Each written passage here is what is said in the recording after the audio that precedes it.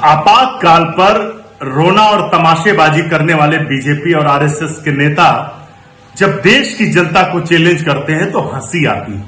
इस देश की जनता से बड़ा तो कोई भी नहीं।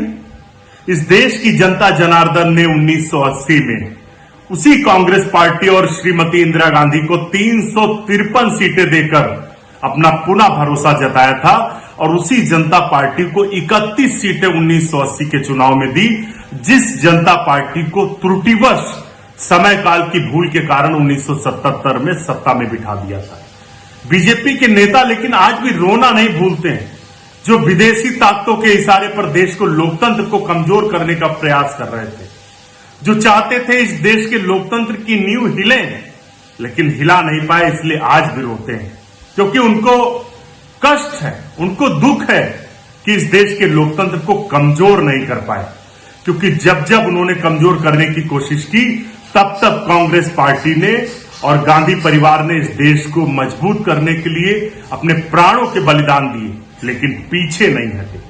श्रीमती इंदिरा गांधी जी, जो दुर्गा और लौह महिला के नाम से विख्यात थी, उन्होंने उसी तरीके का कठोर निर्णय लिया आपातकाल के रूप में, जिस तरीके से उन्होंने 1969 में बैंकों का राष्ट्रीयकरण करके देश के आम आदमी के लिए बैंकों के दरवाजे खोले थे।